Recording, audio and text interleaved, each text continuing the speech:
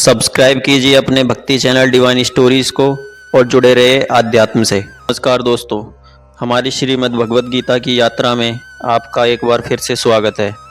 पिछले अध्याय में हमने देखा कि कैसे महान योद्धा अर्जुन अपने प्रियजनों के मोह में फंसकर युद्ध से पीछे हट गए थे। अब अर्जुन पूरी तरह से निराश होकर भगवान श्री कृष्ण के सामने शिष्य के रूप में आत्मसमर्पण करते हैं।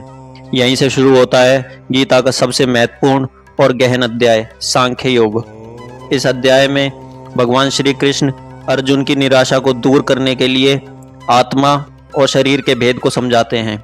यह अध्याय हमें बताता है कि जीवन में दुख और सुख स्थायी नहीं है और हमें अपने कर्तव्य को बिना फल की चिंता किए कैसे निभाना चाहिए। अर्जुन अपने दुख से इतने व्याकुल हो जाते हैं कि वे श्री कृष्ण से कहते हैं, मैं कायरता के दोष से पीड़ित हूँ और मेरा मन धर्म के विषय में मोहग्रस्त हो गया है। इसलिए मैं आपसे पूछता हूँ, जो मेरे लिए निश्चित रूप से कल्याणकारी हो वह कहिए। मैं आपका शिष्य हूँ, आपकी शरण में आया हूँ। अर्जुन के इस आत्मसमर्पण के बाद भगवान श्री कृष्ण मुस्कुराते हुए अपना दिव्य उपदेश देना शुरू करते हैं।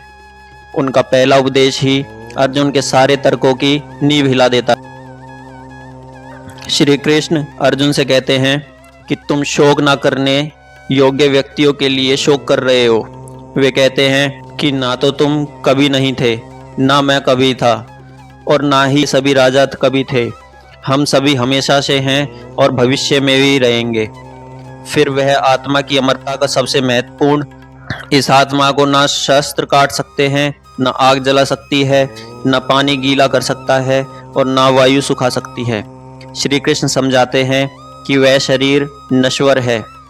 जैसे हम पुराने कपड़े बदलकर नए पहनते हैं, वैसे ही आत्मा भी पुराने शरीर को छोड़कर नया शरीर धारण करती है। इसलिए अर्जुन को शरीर के लिए शोक नहीं करना चाहिए, क्योंकि आत्मा अमर है। अब श्री कृष्ण अर्जुन को उनके क्षत्रिय धर्म का स्मरण कराते हैं और कर्म योग का सिद्धांत समझाते हैं। वे कहते हैं, तुम्हारा अधिकार सिर्फ कर्म करने में है, उसके फल में कभी नहीं। इसका मतलब है कि हमें सिर्फ अपना कर्तव्य करना चाहिए और उसके परिणाम के बारे में सोचना छोड़ देना चाहिए। हमें जय और पराजय, सुख और दुख, लाभ और हानि को समान भाव से देखना चाहिए। अर्जुन भगवान से पूछते हैं कि स्थिति प्रज्ञ व्यक्ति कैसा होता है, यानी स्थिर बुद्धि वाला व्यक्ति कैसा होता है। श्री कृष्ण बताते हैं कि स्थिति प्रज्ञ व्यक्ति वह होता है जो सभी इच्छाओं को त्याग देता है, दुख आने पर विचलित नहीं होता, सुख की लालसा नहीं करता, राग, भय और क्रोध से मुक्त होता है। उसकी बुद्धि भगवान में स्थिर रहती है।